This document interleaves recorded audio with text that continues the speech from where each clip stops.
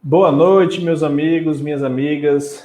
Estamos aqui mais uma vez no nosso estudo da doutrina espírita, continuando aqui o nosso estudo do Livro dos Espíritos, né? Hoje nós vamos continuar lá no capítulo 1, que é a parte primeira, né, das causas primárias, e onde a gente tem as primeiras 3 perguntas, e depois nós vamos continuar para a outra parte que chama-se a prova da existência de Deus, onde nós temos as perguntas 4, 5 e 6.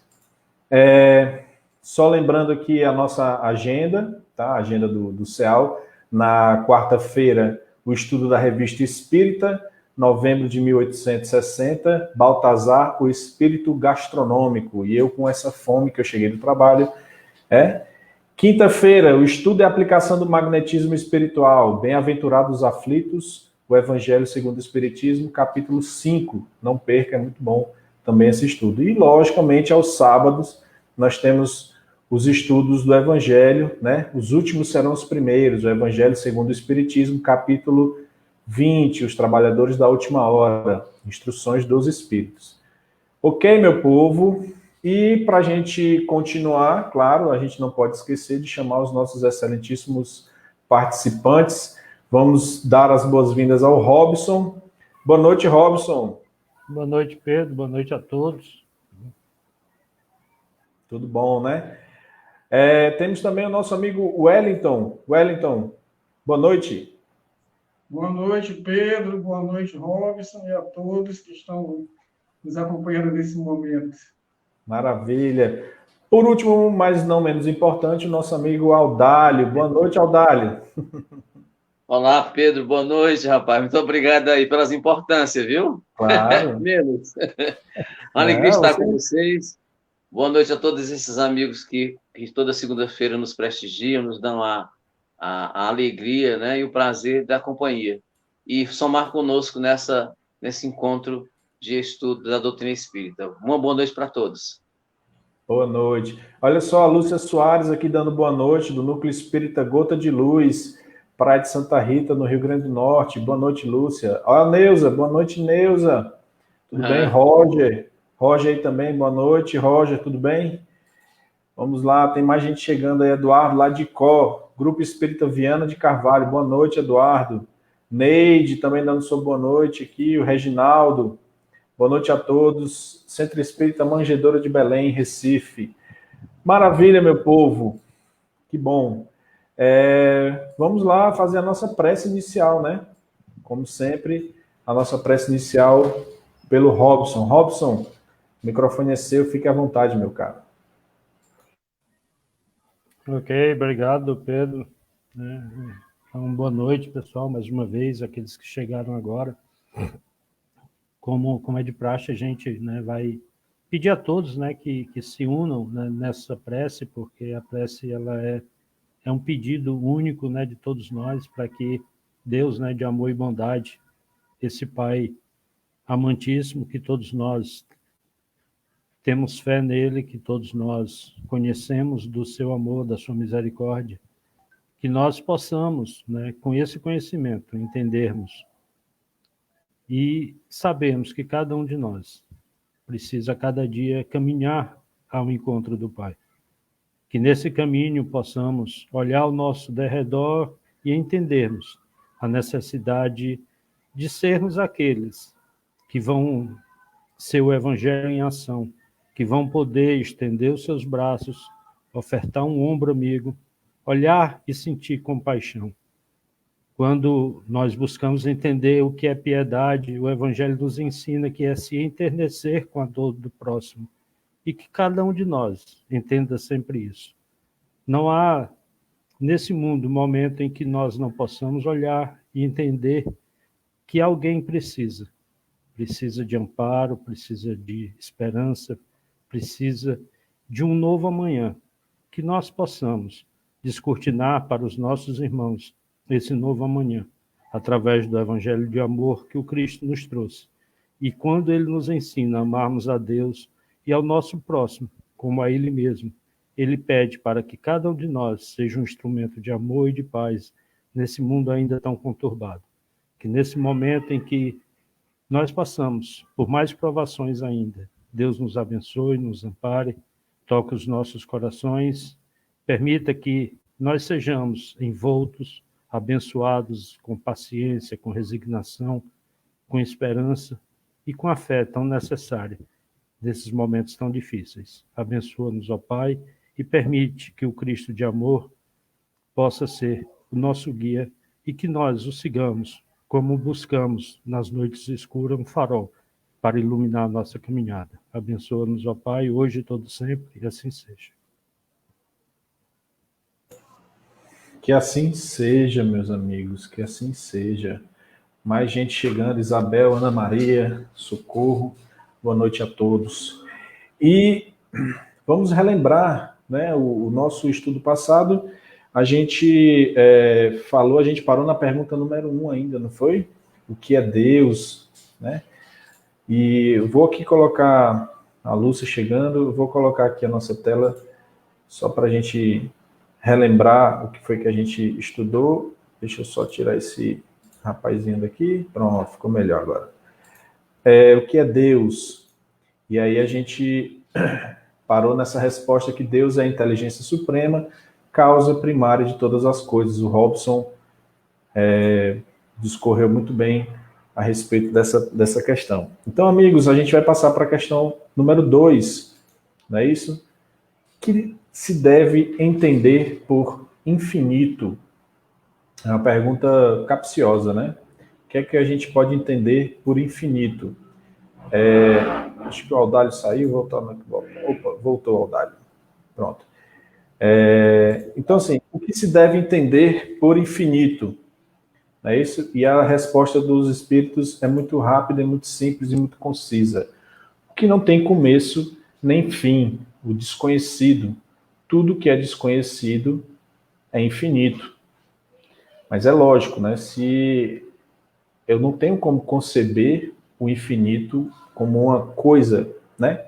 Com limites, exatamente porque ela é infinita, não tem limites. Não é isso? Então, se eu não conheço os limites, eu não conheço, ela é o desconhecido. Então, tudo que é desconhecido para mim é infinito. Ela pode ter o tamanho que for, pode ser o que for. Não é isso, pessoal? Robson, você tem uma... E assim, talvez seja interessante a gente até entender por que essa frase, né, ou essa pergunta vem logo imediatamente após a introdução, né, que o Allan Kardec faz das perguntas, quando ele, como eu falei da semana passada, né, eu esperava uma resposta, digamos assim, limitante, né, de que é Deus, e o Allan Kardec, na realidade, ele fez foi o inverso, ele abriu todas as possibilidades quando disse que Deus era a causa primária de todas as coisas, e ele vem falar agora de infinito, né? Até porque essa questão ela precisa ter, né, da nossa parte um entendimento, né? Porque o que é infinito para nós, né? O que deixa de ter limites, né? E aí nós vamos ver a interação dessa infinitude, né, com Deus, né? Porque imediatamente ele já responde o que não tem começo nem fim. E Deus não está limitado por essa resposta, mas essa resposta, de certa forma, nos leva a entender um pouco de Deus, né? Assim, e a gente vai precisar desse entendimento, porque muitas vezes existem, eu não quero me adiantar, mas existem comparações, né, em relação a Deus, né, de forças divergentes, e nós que somos espíritas, né, que buscamos o entendimento da doutrina espírita, a gente vê que não tem como ter um contraponto a Deus, porque senão Deus não seria Deus. Então, quando ele fala que o que não tem começo nem fim, ele, de certa forma, já começa a discorrer para nós, né, termos algum entendimento sobre Deus, né? Não limita esse entendimento, não restringe, mas a gente já começa a se perguntar e assim, de certa forma, entender que Deus sempre existiu e nunca vai deixar de existir. Tá? Então, realmente algo que muda um pouco as nossas percepções, os nossos conceitos, e que nós precisamos disso para, de certa forma, começarmos a entender um pouco a vida, né? E dentro do entendimento da vida, entender, né, já que é uma das propostas da doutrina espírita, né, mostrar a cada um de nós de onde viemos, né, por que estamos agora nessa condição, nesse momento, e para onde a gente vai. Né? E Deus Claro. é o nosso... na realidade, nós já que somos companheiros dele, né? Nós somos seus filhos, né? E ele vai fazer parte da nossa caminhada sempre. Exatamente. Reginaldo está até fazendo um comentário aqui. Kardec veio do plano espiritual junto com os espíritos que iriam lhe assessorar neste trabalho, trazendo para nós com exatidão a resposta do que é Deus e não quem é Deus. Exatamente. Né? A gente até falou sobre isso no dia passado, né? No estudo passado, exatamente essa questão de que não é quem é Deus, né? E o que é Deus. Audálio, Wellington, vocês teriam mais alguma consideração em relação à segunda questão? Wellington. Não, é isso mesmo, é que o Robson falou, não tem como a gente... Porque se eu for falar agora, a gente vai entrar na questão 3, vai ficar um pouco repetitivo. Vai dar um spoiler aí, né? Vamos ver aqui mais para frente. Na 3 dá o que falar. Aqui o Robson já sintetizou, aliás, complexizou, não existe essa palavra, mas ele já foi bem complexo aqui nessa a 2. Tá, beleza. Então, vamos passar para 3. Qual seria a pergunta 3?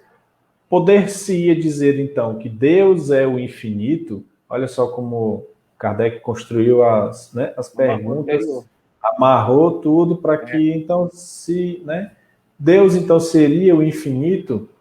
Né? E a resposta dos espíritos foram: definição incompleta, pobreza da linguagem dos homens, insuficiente para definir o que está acima de sua inteligência. Olha só, né? Aquela história do homem querer entender tudo e até entender aquilo que não é, vamos dizer assim, compreensível, né? Não é isso, Wellington? Agora, para você ver a complexidade de Deus, né? É tão complexo que a gente não tem como a gente ter uma definição de Deus, assim, dada a sua própria complexidade, né? E se a gente afirma que é infinito, a gente não vai estar causando aí quer dizer, nós não temos ainda esse entendimento para definir Deus, né? A nossa pobreza de linguagem, como mesmo diz aí na resposta, né? Porque quando a gente vai falar de infinito, a gente está se referindo a coisas que a gente desconhece. Apesar da a gente conhece Deus, mas não tem como definir, porque definir Deus como infinito, no meu ponto de vista, seria que o infinito em relação a Deus é apenas uma característica que ele possui, né? Exato. Quer dizer, as características de Deus é maior e mais completo do que a gente está tentando definir, né? Mas é natural também a gente, né, dada a nossa pobreza de entendimento, associarmos o infinito a Deus. A associação é incompleta, né?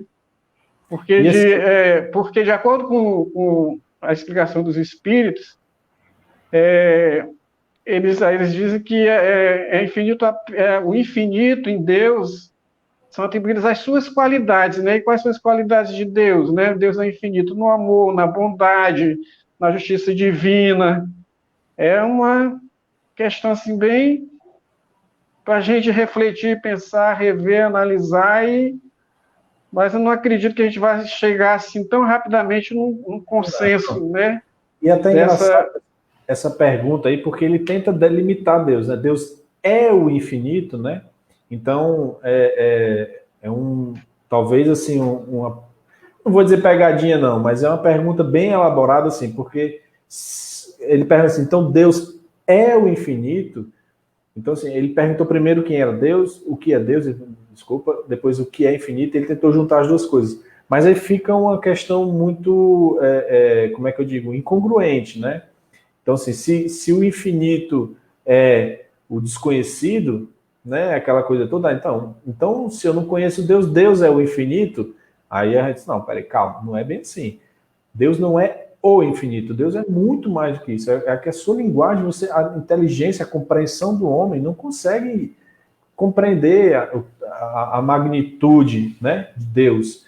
Então, a única coisa que você consegue definir ele é como infinito. Você tenta, vamos dizer assim, colocar ele dentro de um círculo, não é isso, Audálio? Pois é, né, meu amigo? Esse capítulo, né, que nós estamos estudando é, na verdade, acho que dos capítulos mais complexos da gente tecer comentários, da gente tentar compreender, porque o próprio capítulo, como ele estava falando, é de uma complexidade incrível, né? Então, assim, é interessante, é curioso comentar aqui com vocês, é que, veja bem, Deus nos dotou de inteligência, né? Nós somos do reino da natureza, os únicos seres dotados de inteligência, e essa nossa inteligência, para a gente, é uma reflexão para nós. Por quê? A nossa inteligência que Deus nos dotou ainda é limitada, porque Ele é a inteligência suprema, né? Então, nós temos uma capacidade intelectiva, nós temos um senso, né, crítico, de curiosidade, nós temos aí muita coisa que Deus nos dotou para o nosso desenvolvimento. Mas a nossa inteligência, ela é delimitada, né? Muito delimitada. Exatamente. Foi como a Maria... Desculpa, pode falar. Para nós queremos definir, entender, né? E os Espíritos falam aí, né? Que por mais que nós estudemos, avancemos, e como a gente tem hoje, da época da codificação para o século da codificação para agora, o quanto nós já demos saltos no conhecimento, nas ciências, mas nós vamos continuar sendo seres limitados diante dessa divindade superior, né? Dessa inteligência suprema, causa primária de tudo, né? É para a gente, entendendo, inteligentemente, utilizar a nossa inteligência de forma racional, como a doutrina nos remete, né? Porque de todas as alusões ou definições que a gente pode dar ao infinito, né? A gente pode... o tempo, o espaço, a gente pode fazer, né, essas definições, essas alusões. Só que Deus é anterior a isso tudo, né? Sim. Então, como qualificá-lo, como expressá-lo? E não só isso. Conceitos. Assim, quando ele diz assim, Deus... Aliás, o que é o infinito? O infinito é o desconhecido. Então, se eu dissesse, então, que Deus é o infinito, então Deus é desconhecido. Mas como Deus poderia ser desconhecido e eu estar debatendo sobre uma coisa desconhecida, né? Se ele fosse desconhecido, eu ia passar direto e não ia nem perceber. Aí, Deus não é desconhecido, é que a gente vai ver depois lá quando ele faz essa pergunta aqui. Inclusive a Maria Conceição, ela pergunta aqui, pobreza da linguagem dos homens. Seria então ainda que estamos muito longe dessa compreensão? Com certeza.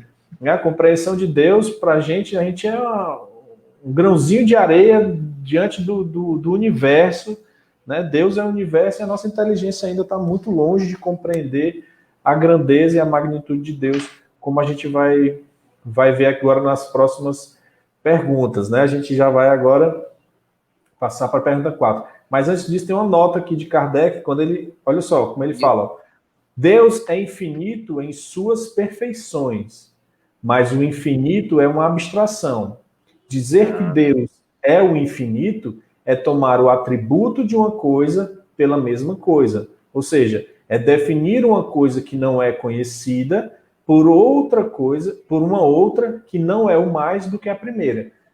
Embolou a cabeça, mas calma, vamos devagar. Deus é infinito em suas perfeições, mas o infinito é uma abstração. Ou seja, o infinito em si, né? A palavra, o infinito, vamos dizer assim, a coisa infinita é uma abstração, né? Agora, dizer que Deus é o infinito Não é bem assim, porque Deus é infinito nas suas perfeições, ou seja, as perfeições de Deus são infinitas, ou seja, não tem fim. As perfeições não são o infinito, elas são infinitas, elas não têm fim. Então, se eu disser que Deus é infinito, eu estou pegando o atributo de Deus, o infinito, o atributo das perfeições divinas, e estou colocando como uma coisa. Né? Então, é quando ele diz assim, é tomar o atributo de uma coisa por ela mesma. Então, está errado. Né? Então, vamos entender que o infinito, por si só, como uma, vamos dizer assim, como uma coisa, ela é uma abstração. É o que é desconhecido. Então, o que é o infinito? É algo desconhecido. Tá? Agora, Deus é infinito em suas perfeições. Ou seja, a perfeição de Deus ela não tem fim. Né? Ela é infinita. Ela não termina, ela não acaba. Não é isso, pessoal? Perfeitamente. Então, vamos passar para... É porque só assim, vamos lá. Para a quarta pergunta, então, olha só. O Robson quer falar alguma coisa? Não sei. É porque eu estava tirando, destravando aqui o microfone. E assim, ele... Acho que uma das coisas que ele chama atenção para que a gente não misture o infinito com Deus é porque, como o infinito é algo que de certa forma, é totalmente, digamos assim, distante daquilo que a gente poderia começar a ter algum contato, né? Não sei se a palavra seria essa, mas ele pede o seguinte, já está difícil de nós, de certa forma, entendermos a Deus. Se você começar a dizer que Deus é infinito e a gente não consegue também definir o infinito, porque o infinito é o desconhecido, né? Então, se você quiser associar as duas, então você nunca vai ter a mínima compreensão de Deus, né? Porque, na realidade, nós precisamos, sim. Por exemplo, quando a gente acredita que Deus é um Deus de amor, um Deus de bondade, é um Pai amoroso, é misericórdia na sua infinitude, nós precisamos ter, né, esses atributos para que a gente comece a formar uma relação com Deus. Né? Claro. Se Deus for um ser distante, né, um conquistador, um guerreiro, a gente vai agir dessa forma, mas quando nós começamos a entender Deus como um ser que tem em si um atributo de misericórdia, um atributo de bondade, um atributo de amor, né? A nossa relação, e até de entendimento, porque acho que a maioria das questões que a gente faz, elas dizem respeito à nossa situação deste momento, né?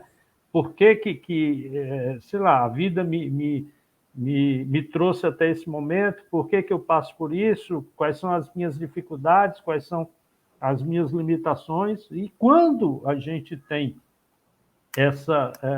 digamos assim, esse trato, esse entendimento, né, de que Deus olha para nós com todo o seu amor, com toda a sua misericórdia, com um sentimento de Pai que não há nada igual, a gente começa a se sentir até mais protegido, né? E entender que nessa equação, né, nessa conta da nossa vida, né, o grande necessitado de mudança somos nós, né, moralmente falando. Tá? E aí a nossa, digamos assim, determinação, ela pode se fortalecer muito mais porque nós começamos a encontrar a consolação que a doutrina espírita nos promete. Perfeitamente. É isso aí. Aldálio, quer fazer um comentário? É porque eu não sei se dá para tu voltar aí, a Conceição fez até um comentário aí, a nossa amiga Conceição, que já conhecemos de longas datas, né? Mexemos com o juiz da Conceição, minha Nossa Senhora. Calma, Conceição, vai dar tudo certo. Quis dizer para ela que grande amiga Conceição, nosso abraço, minha querida, essa amiga de longas datas aí, e é uma pessoa também que conhece, tá aqui, gentilmente estudando conosco a introdução da doutrina espírita, mas ela tem tempo que está conosco. Mas é isso que a gente estava comentando há pouco tempo, que esse capítulo, gente, é um dos capítulos mais complexos do Livro dos Espíritos. E aí, só para clarear de novo aqui, até que o nosso amigo Pedro já comentou, dizer assim, Deus é infinito, né? Ele é infinito aliás, Deus é infinito nas suas perfeições, não é isso? Mas o que é infinito? O que é o infinito? O Né? infinito é desconhecido, né? O infinito é aquilo que a gente não conhece, é uma abstração. Aí eu pergunto, Deus é abstração? Não, né, gente? Nós sabemos que existe Deus. Nós não compreendemos ainda, a nossa inteligência não nos faculta compreender e entender Deus. Só que a gente falou Espírito puro, que já começa a compreender. Nós não. Mas veja bem, porque aí seria, se dizer que Deus é infinito, como ele diz, seria considerar que Deus é uma abstração. E Deus não é, repito, uma abstração. Só esse adendozinho aqui para compartilhar com a Conceição. E se eu estiver errado em alguma coisa, vocês me corrigem também, meus queridos. Eu até concordo com o que você falou. Assim, uma questão é você não ter a capacidade de conhecer Deus na sua totalidade. Compreender. Né? Outra coisa é você dizer que ele é uma abstração. Né? É totalmente diferente. Por isso que ele diz que é uma definição incompleta ainda. Né? E Kardec pergunta de propósito. Então, seria Deus infinito? Aí ele vai e rebaixa aí essa pobreza da nossa linguagem, né? Claro. Vamos lá, vamos em frente. Na pergunta número 4. Onde se pode encontrar a prova da existência de Deus? Olha só, né? Se é aquela questão assim, então, se Deus não é infinito, se Deus é algo que a gente conhece, ou seja, o infinito é desconhecido. Se Deus não é o infinito, nós então nós conhecemos Deus, nós podemos ter provas da existência de Deus. Então, onde é que eu posso encontrar essas provas? Né? E o Espírito, mais uma vez, num axioma que aplicais às vossas ciências. Qual é o axioma? Não há efeito sem causa. Procurai a causa de tudo que não é obra do homem e a vossa razão responderá. Não precisa ser mais claro do que isso, né, pessoal? Pelo amor de Deus. É só você olhar ao seu redor e ver o que não for obra do homem é obra de Deus. Tá aí para você ver. O mundo, planetas, o universo, as plantas, os animais, né? Não é isso, pessoal? Wellington. É isso mesmo, né? É isso mesmo. Quando a gente está, por exemplo, como diz aqui, né? É só olhar para o nosso redor, quando a gente está fazendo até nossas atividades do dia a dia que a gente faz, ou vai fazer uma caminhada, é só observar o que tem em volta e perceber o que foi criado pelo homem e o que não foi criado pelo homem, né? E a gente percebe também a beleza daquilo que não foi criado pelo homem, né? Na sua naturalidade, na sua espontaneidade, né? Essa beleza geral que a gente aprecia ao nosso redor. É só olhar em volta e a gente percebe que ali nós fazemos parte daquilo tudo como parte de toda a criação, né? Pronto, você falou uma coisa muito interessante, assim, porque, gente, é muito,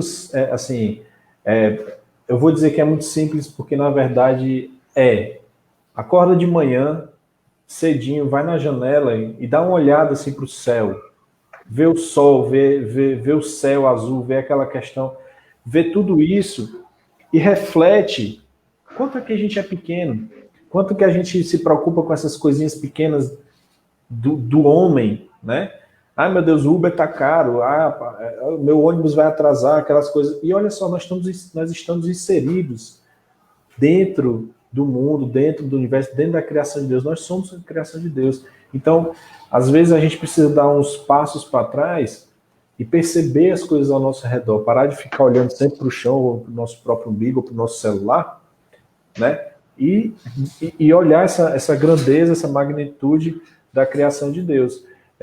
Como o Reginaldo aqui, como somos tão pequenos a entender e sentir Deus. É que Jesus veio ao nosso socorro e ainda nos esclareceu, e nos confortando quando falou, ninguém vai ao Pai senão por mim. É exatamente isso. Como somos pequenos, né? A perfeição da natureza, disse a Cleonice. É exatamente isso. Deus é a perfeição infinita, né? Como a gente é perfeito, infinitamente perfeito. Então é muito simples, basta você olhar para o lado. Robson. Eu queria explorar um pouco essa frase que Allan Kardec coloca aí, que ele diz assim, ó, não há efeito sem causa. E se a gente for puxar a história da humanidade, né, desde o momento em que o homem começou a deixar os relatos, né, se não me falha a memória, eu acho que é aí que a gente passa a estudar a história, né, onde você consegue ter o relato escrito, sempre houve a ideia de Deus, né? E assim, hoje você poderia até dizer, não, foi uma ideia difundida, foi alguém que repassou de um lado para o outro, isso aí foi postado, mas naquela época isso não existia, né? Naquela época, as, as civilizações, elas não se comunicavam, elas não tinham interação entre si, mas sempre tinham a percepção de algo maior, tá? E esse algo maior, hoje, né, com um pouco do conhecimento que a gente tem, a gente entende que era uma visão de Deus, né? Então, esse era o efeito. Eu acreditar em algo maior, né? Então, se esse algo maior era um pensamento comum, era um pensamento existente em todos os povos, né, em todas as comunidades, obviamente havia, né, para ser fonte desse efeito uma causa, que era a percepção, né, o que ainda é, porque cada um de nós tem essa percepção em si da existência de Deus, né? Então, quando o Allan Kardec fala aí que não é efeito sem causa, ele nos alerta para isso. Olha, sempre existiu algum conceito que nos referia a Deus. Sempre havia algo além, né, que dava para a humanidade uma compreensão de um ser superior, de um ser maior, de uma força, né, que muitas vezes naquela época poderia ser considerada sobrenatural, mas que no âmago dessa questão era a percepção que nós tínhamos e que nós ainda carregamos, né, em nós, que é da existência de Deus. Cabe a nós, né, desenvolver, compreender e seguir o chamado, né, que essa percepção nos traz.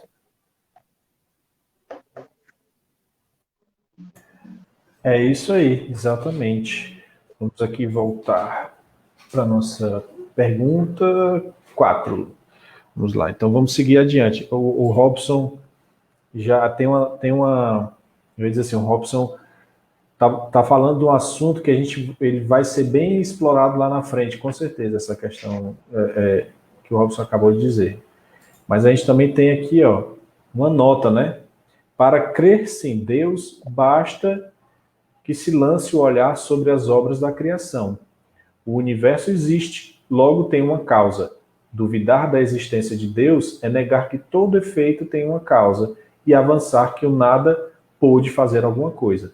Ou seja, se eu disser que se eu negar essa história, né, que o efeito tem uma causa, então eu estou automaticamente corroborando de que o nada pôde fazer alguma coisa.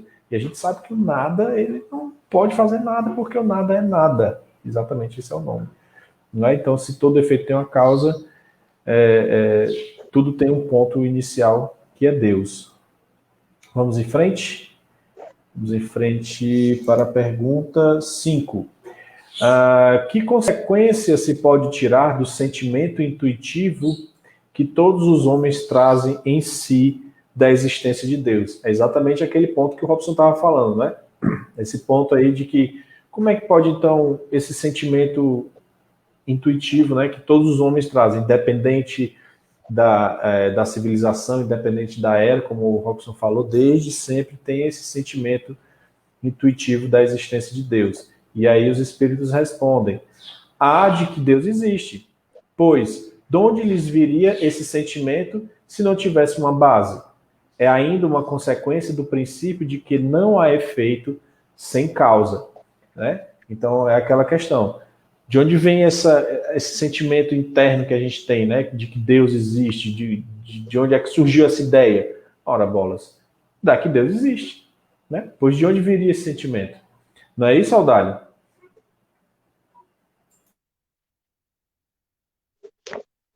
Abrir aqui o microfone.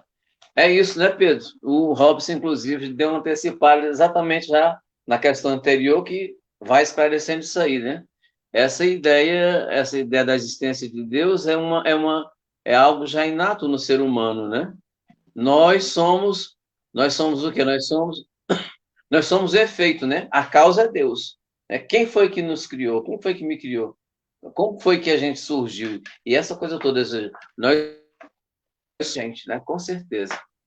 Então, e independente, como o Robson falou, independente desde os primórdios, independente da nossa crença, da nossa cultura, é algo inato no homem, não é como se, de repente, por exemplo, eu só posso ter uma compreensão, por exemplo, de filosofia se eu estudar filosofia. Eu só posso ter uma noção de química se eu estudar, se eu mergulhar no conhecimento da química. Com relação a Deus, todos nós, todos os seres humanos, né, independente do nível cultural, né, do nível em que ele está situado, esse senso, né, da divindade, ele traz inato em si, né?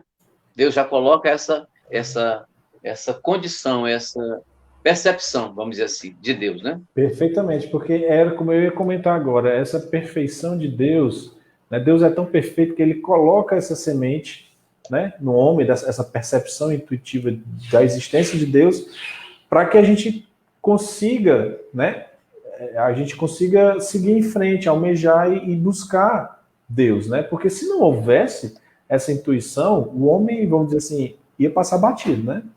Não ia se preocupar com Deus, não ia saber quem era Deus, não ia sentir Deus no coração, ia olhar as coisas e não ia se preocupar. Não é isso, Wellington? Exatamente. Olha, é o seguinte, o que ocorre é o nosso entendimento de Deus, né? Sobre Deus, o que é repassado para a gente ao longo da nossa vida, a gente pode até duvidar, questionar, ou pode questionar, mas sempre vai haver a dúvida, a gente nunca vai ter certeza, né? Enquanto não procurar saber realmente, como o Aldário falou, para a gente poder conhecer alguma coisa, a gente tem que se aprofundar nessa coisa. Então, para a gente compreender Deus, mas não Deus, o Deus que repassaram para a gente ao longo da nossa vida, nas escolas, nas famílias, que o homem, infelizmente, né? Quando a gente fala na perfeição da natureza, a gente, infelizmente, tem que levar em consideração que o homem não está totalmente incluído no meu ponto de vista, né, nesse aspecto, porque ao longo da história ele foi tendencioso e foi desvirtuando essa compreensão da divindade de Deus, né, de Deus, o que ele quer realmente de nós, qual é o propósito dele, né, e as pessoas começaram a direcionar uma compreensão distorcida.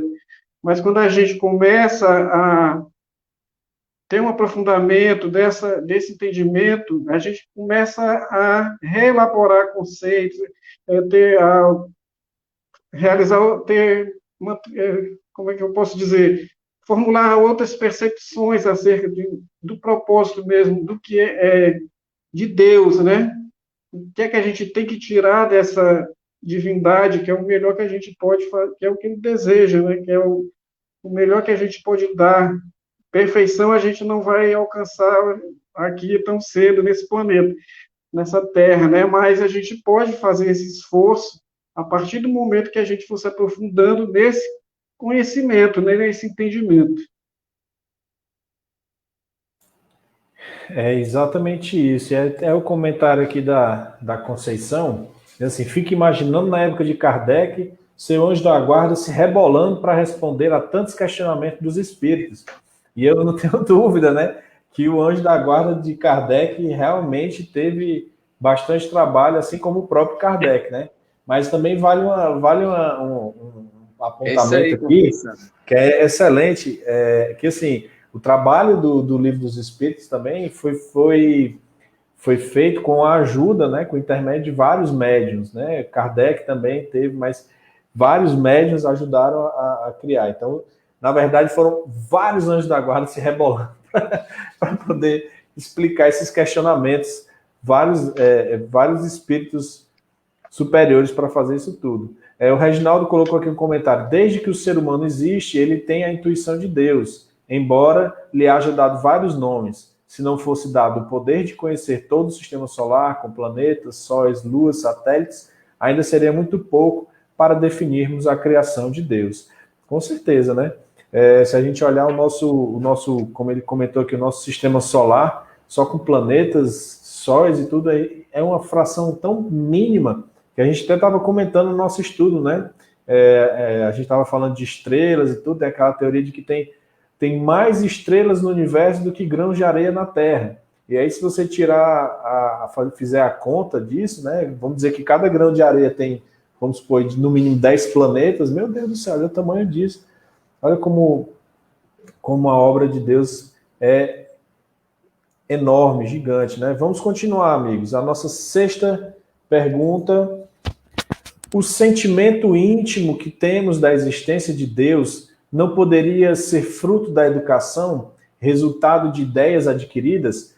Olha só, Kardec, mais uma vez, sendo muito inteligente, né? Muito astuto nas perguntas, porque assim, olha, se nós temos esse conhecimento, vamos dizer assim, intuitivo de Deus que está lá entre a gente, será que isso daí não veio, vamos dizer assim, plantado pelas culturas, pelo resultado de várias e várias e várias ideias adquiridas ao longo, né, de vários séculos da evolução da humanidade? E aí os espíritos respondem: se assim fosse, por que existiria nos vossos selvagens esse sentimento? E aí é muito importante, né? Aquela questão assim, voltando a um pouquinho que o Robson falou, né? Desde a antiguidade, nós vemos desde quando o homem começou a desenhar nas cavernas, que nós vemos evidências, né, dessa questão de Deus, de um ser superior, né, que tá sempre junto com a gente e tudo. Então, se fosse resultado de educação, de onde veio essa educação para esses primórdios, né, da humanidade? Quando os seres humanos começaram a desenhar, a escrever, então de onde veio isso? Quem foi que ensinou eles, né? Não faz muito sentido. Não é isso, Robson?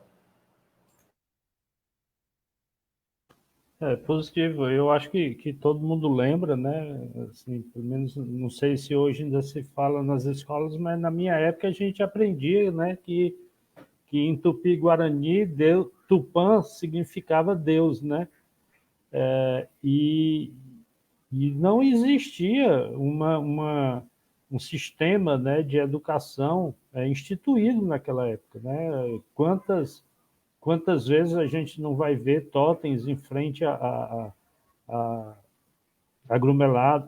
aglomerados de cabanas, né? Quantas vezes nós não vamos ver a devoção a um trovão, a um raio, né?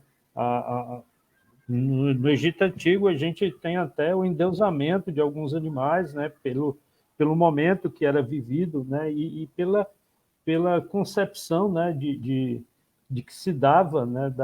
Para esses animais, mas na realidade, né? E aí fica um ensinamento, né? Para nós. A gente já falou aqui de humildade, né? E aí um atributo, né? Nunca se falou isso, mas, por exemplo, Deus aceita que nós o enxerguemos de várias formas, formatos, né? Concepções diferentes. E isso não o abala, isso não traz nele uma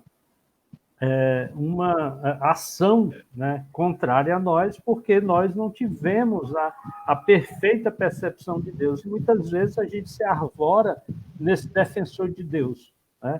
Que nós queremos que o nosso irmão aqui, que tem um olhar diferente, enxergue Deus exatamente da mesma forma que eu enxergo e exige isso dele, né?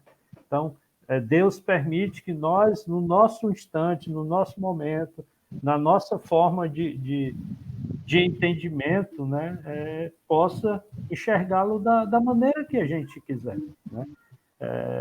Como ele tem, né, a infinitude da paciência, a infinitude do amor para conosco, ele permite que a gente desenhe a ele da forma que nós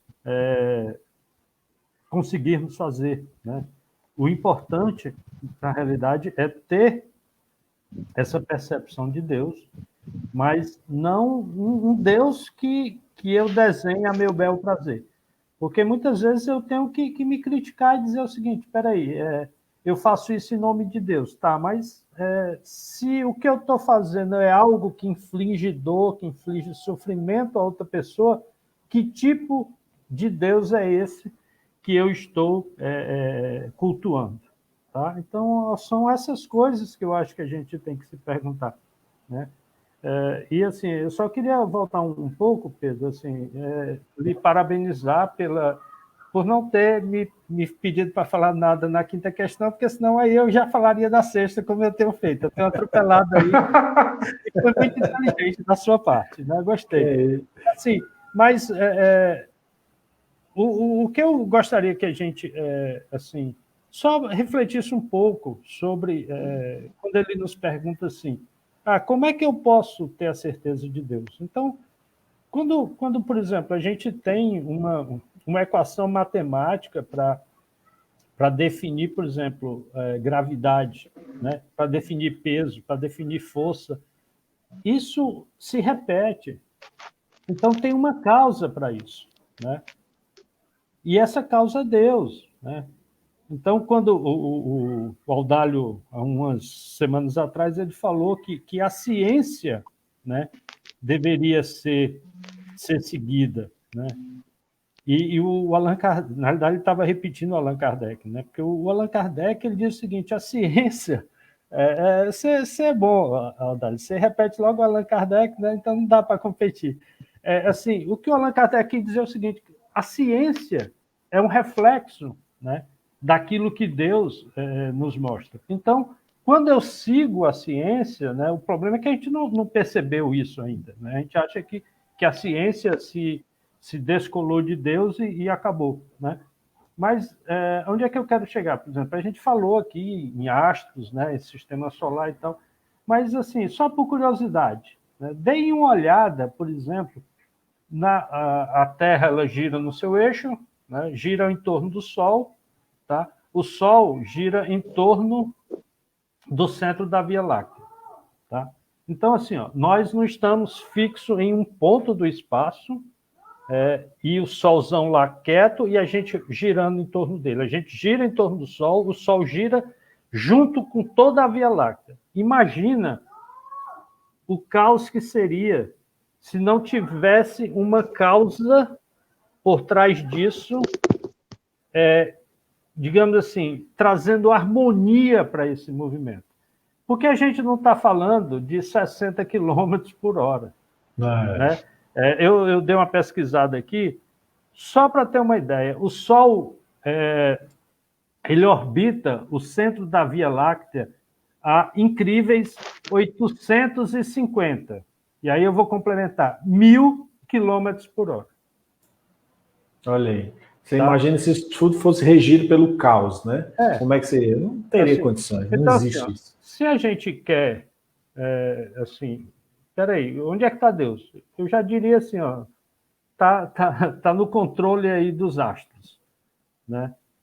Dos corpos celestes, porque não haveria condição, né, se não fossem as regras, né, das leis de atração, de repulsão, de velocidade, de tudo, campos magnéticos, isso, tudo isso, a causa lá é Deus. Porque a resposta para a primeira pergunta, que é Deus, é a causa primária de todas as coisas. Tá? Então, fica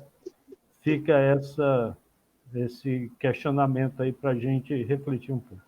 Perfeitamente. A Rosângela, que nós estamos com saudades dela, que era para. Ela já pode participar aqui se ela quiser. A cadeira dela aqui é cativa.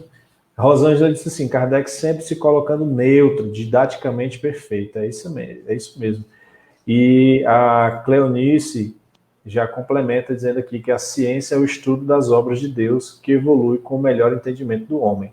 Exatamente. A ciência ela vai estudando, né, tudo que nos cerca e a gente vai, vamos dizer assim, tentando compreender cada vez mais a obra de Deus. Amigos, vamos dar prosseguimento. Tem uma nota, né, para essa pergunta número 6. que é: se o sentimento da existência de um ser supremo fosse tão somente produto de um ensino, não seria universal e não existiria senão nos que houvessem podido receber esse ensino, conforme se dá com com as noções científicas, né? O Audálio estava dando um joinha. O Audálio quer complementar, quer falar sobre essa nota? Não, Pedro, era só realmente que deu ok para essa colocação que você ia fazer aí dessa nota, né? Já explicando o que o Robson e você mesmo comentou. Ok. Entendi. Pois é, então, sobre essa nota, na verdade, eu achei que estava aqui a tela, desculpa, pessoal. Eu coloquei aqui, eu estava perdido aqui, me perdi nos controles. Aí, ó, só Deus no controle mesmo, né? Porque eu já me perdi nos meus.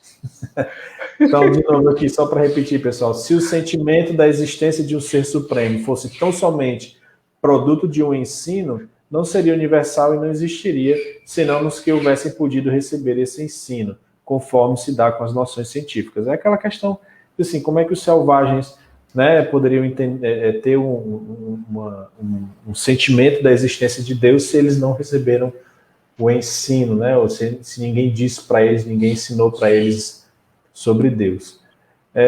Amigos, estamos chegando aqui, chegamos na nossa pergunta número 6, né? Que foi o nosso planejado. As pessoas, nossos ouvintes, nossos telespectadores, a Rosângela disse aqui, ó: roxa de saudade desses meninos. Maria, mulher, não fique roxa, não.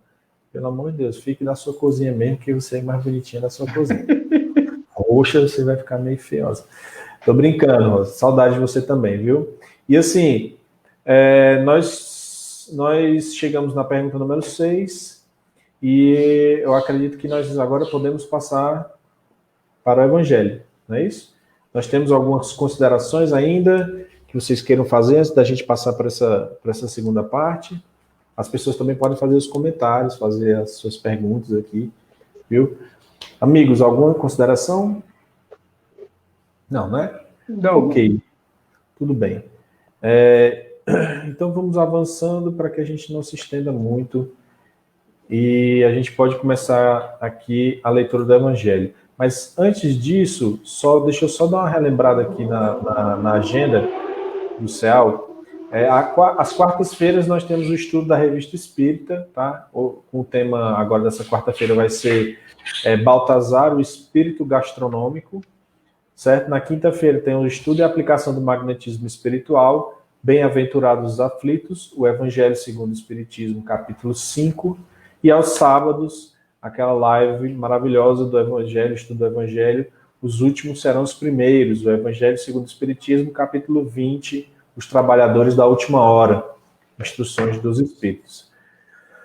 Meus amigos, nós vamos ler aqui agora, fazer a reflexão a respeito do Evangelho, né? Esses estudos, o estudo do capítulo 1, a gente continua na próxima segunda-feira, tá? Com as outras perguntas.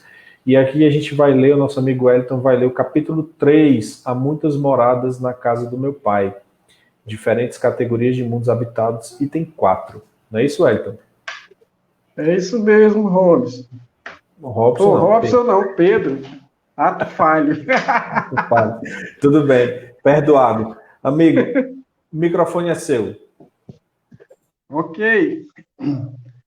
Nos mundos intermédios, misturam-se o bem e o mal, predominando um ou outro, segundo o grau de adiantamento da maioria dos que os habitam.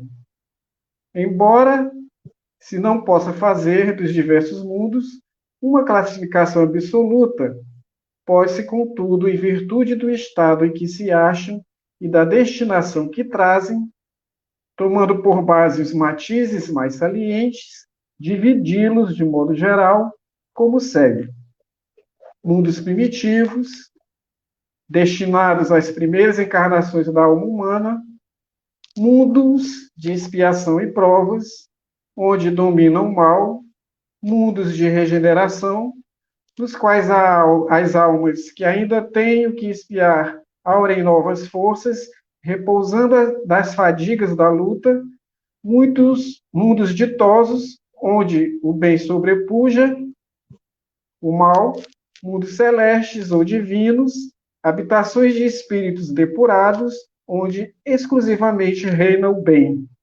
A Terra pertence à categoria dos mundos de expiação e provas, razão porque aí vive o homem a braços com tantas misérias. Pois é, a gente viu aí, fazendo assim só um resumão, né, que os espíritos, dos ensinamentos dos espíritos foi que eles disseram, né, que os diversos mundos possuem condições muito diferentes uns dos outros, né, quanto ao grau de adiantamento ou de inferioridade dos seus habitantes, né? Aí ele faz aí uma divisão, né, aliás, ele fala também que tem mundos que ainda são inferiores à Terra física e moralmente. Existem mundos, né, dada a nossa condição atual na Terra, ainda existem mundos em condições ainda inferiores a nós, que estão no mesmo grau outros que estão no mesmo grau que o nosso, ou mais ou menos superiores ao nosso. Não é isso? Exatamente. Aí ele fala também dos mundos, que tem os mundos inferiores, né? Os superiores, né? Por exemplo, nos mundos inferiores, a existência é toda material, as paixões reinam, né? São soberanas, né? E a vida moral é lá embaixo, né? Já nos superiores já tem a influência da matéria já é diminuída, de maneira que a vida é, por assim dizer, toda espiritual. E tem os intermediários, né? Os intermediários, aqueles que oscilam entre o bem e o mal, né? E um predomina sobre o outro, o grau de adiantamento são assim meio misturados, né? Nós podemos usar a analogia assim, de uma escada, né? Quanto mais para baixo da escada você está, mais materialista, ou seja, mais cheia desses prazeres materiais, das coisas, o mundo está impregnado, né? E à medida que você vai subindo essa escada, a matéria vai deixando de ter essa importância, e aí a vida material vai deixando de ter essa importância e vai tendo mais a questão da moral e a vida espiritual, né? Então é por isso que é a evolução. O Audálio estava assim, acho que queria falar alguma coisa. Eu só queria concluir, né, antes do Audálio falar, que, desculpa, para não falar muito, que a Terra, né, pertence à categoria do mundo de provas e expiações, isso não é novidade para a gente, né? E que na própria leitura diz, é por isso que nós estamos expostos a tantas misérias. Nós temos ainda muitos degraus ainda para subir, não é isso, Audálio? É isso, né, Pedro? Essa mensagem que o Wellington trouxe para a gente aí, né? Da pluralidade dos mundos e da pluralidade também dos níveis espirituais, com certeza é o que nós estamos aqui hoje discutindo, a dificuldade que nós temos ainda de compreender muitos conceitos, mas que com certeza Deus é Pai, a gente vai ascender mais, né? Sabe lá quando. Esse entendimento para nós vai ser, com certeza, melhor, porque nós vamos, se Deus quiser, melhorar a nível não só intelectual, mas também espiritualmente. Isso vai nos dando aptidão, condição para a gente melhor compreender as leis de Deus, as leis divinas, né? Era isso que eu queria complementar aí sobre o Evangelho. Com certeza, sem sombra de dúvidas. Amigos, é isso. Mais um estudo, né, das segundas-feiras está chegando ao fim, né? Então, a gente vai agora para a nossa prece final, com a magnetização da água, não é isso? E aos amigos que quiserem dar as suas boa noite e os seus agradecimentos estão por aí. Boa noite, obrigado. Tchau. Até a próxima. Boa semana a todos. Fiquem com Deus. Maravilha. Então, pessoal, agora esse é o momento de se concentrar. Você pode ter o seu copinho d'água. Nosso amigo Audálio vai fazer a prece, a magnetização da água. E aí eu peço o recolhimento de todos e que vocês mentalizem os seus entes queridos, mentalize os seus anjos da guarda, e a todos que querem bem, a todos que querem direcionar as suas preces. Audálio, é com você, meu amigo.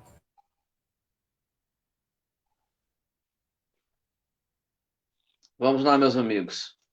Vamos para a parte final da nossa reunião, né? Nós sabemos que esse trabalho de segunda-feira, né,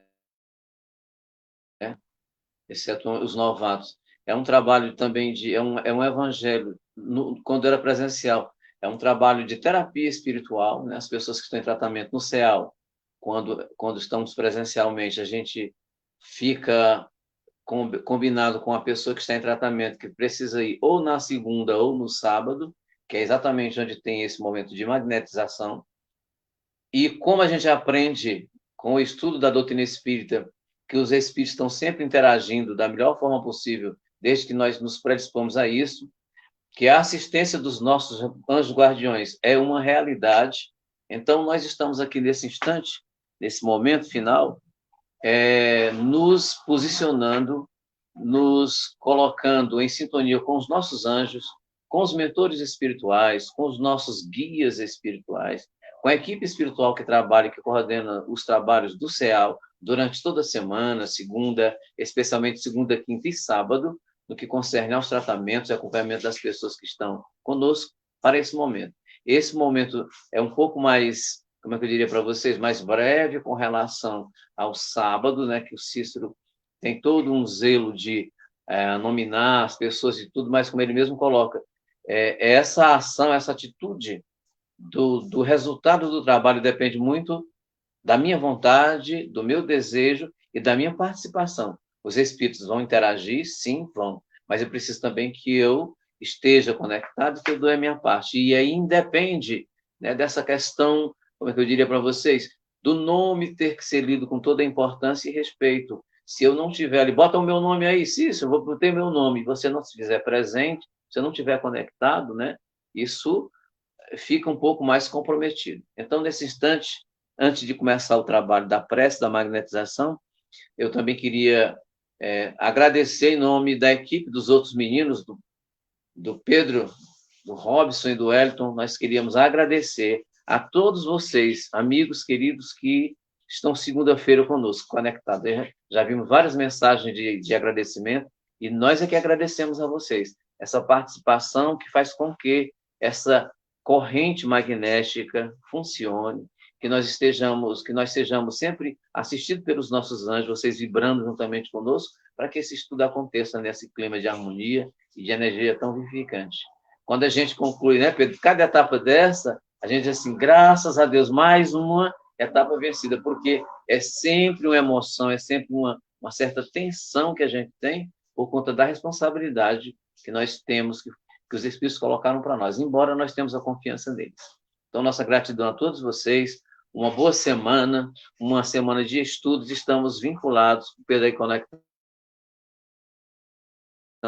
vocês em todas as nossas atividades. Vamos lá para o nosso momento de magnetização e prece. Deus, nosso Pai de bondade, de justiça, de amor, aqui estamos concluindo esse encontro fraterno, esse banquete, como colocou a nossa amiga Conceição, né? Esse banquete espiritual, esse banquete de amigos, onde reina a paz, o amor e a vontade de ser melhor, dadas nossas imperfeições e limitações. Essa realidade, ó Pai, tu conhece. Mesmo assim, tu nos permite, por vontade e permissão que estarmos. Então, nesse instante, ó Pai, nós queremos te rogar a assistência dos benfeitores espirituais que coordenam as nossas atividades, especialmente nessa atividade, Dr. Demer e Dr. Bezerra de Menezes, para que nesse instante possam derramar sobre todas as águas que se encontram conosco para serem magnetizadas, os fluidos sutis, medicamentosos, de harmonia, de luz, de paz, de serenidade, para que essas águas se tornem medicamentos para as nossas necessidades mais emergenciais, as necessidades físicas, de ordem física, para aqueles amigos que se encontram nos hospitais, temporariamente passando pelas provas das dores físicas, mas também o magnetismo que cura as nossas fraquezas e as nossas dores da alma. Que os bons espíritos, que os nossos anjos possam, nesse instante, estarem com todos nós. E que cada pessoa que aqui está conectada nesse instante conosco, extensiva às suas famílias, recebam, sejam abençoadas, sejam assistidas por essa ação magnética dos nossos espíritos, dos nossos anjos guardiões. Agradecemos amoravelmente, ó Pai, essa permissão, essa bondade de estarmos juntos. E, em nome de Jesus, nosso médico, médico de todas as almas, médico divino, que ele possa também se fazer conosco, abençoando os nossos familiares, abençoando a nossa casa física, abençoando esse planeta que nós habitamos enquanto aqui estamos na matéria. Que a tua luz infinita se faça com todos nós, que tenhamos uma semana plena de paz, de luz, de união e de desejo sincero de nos melhorarmos, cumprindo as tuas leis, ó Pai, para que possamos nos melhorar fisicamente e espiritualmente. Agradecidos ficamos, pedimos a tua permissão em nome de Jesus para encerrarmos o estudo dessa noite. Ser conosco hoje e sempre, que assim seja. Muita paz a todos, muita luz.